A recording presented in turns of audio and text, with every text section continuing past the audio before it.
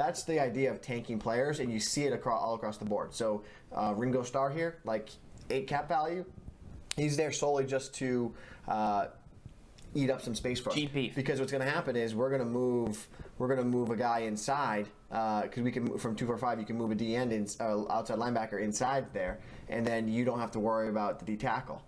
We do want one big D tackle for run stuffing situations. If you go to 3-4 and you have the big dog 4-4, Harrison right now on the center, so that's the purpose there. But nickel 2-4-5 also gives you the most versatility that you can get the most like.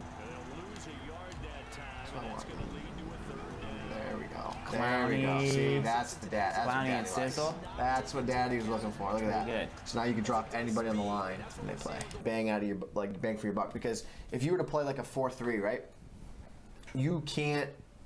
For most times you can't move a D end to outside linebacker and get away with it.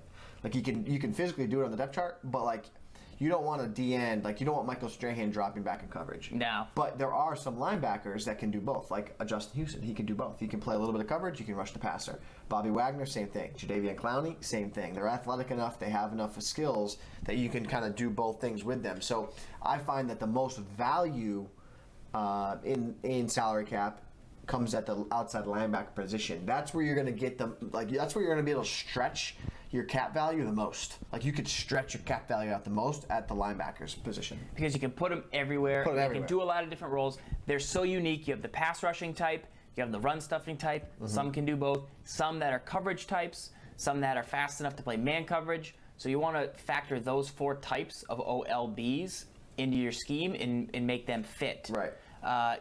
Middle linebacker is a potential user position. Mm-hmm. So maybe I've seen a lot of people, they went big there to spend big on perfect user. Anthony Barr. The guy. Draft night Barr. Urlacher. Right. You know, Quan for cheap, but Kuechly, like they go big. They go big. That there's potential there. One other quick note about why outside linebackers are valuable. So Damon Harrison, you can move him to D end, right? But he has like no purpose there. When you take a look at his actual raw stats, like he's 55 speed, like you can't put him at D end and then drop him into coverage, right? Like you're gonna struggle. Like Damon Harrison does one thing and does it really well. He eats up the middle of the field and he can stop the run with 9.3 block shed, 89 strength. That's his one purpose. And then if you take it to the next level and look at corners, right? Like depending on your philosophy of the way you play defense, you can get away with safeties at corner. Like you could if you only play zone and like play a cover 2 and like smash mouth football. Yeah. Like big time hit sticks. I have seen people do that, but like you can't get away necessarily with Darren Stewart at corner. Like and expect him to cover and be like, oh, I'm gonna play man, and I'm gonna play zone, I'm gonna mix it up. But that's where the value comes with outside linebackers is they can do both. Like they can play man, they can play zone, and a lot of them can rush. All right, Gibbs. After this, we're gonna come back. We're gonna tell people what the most important position is.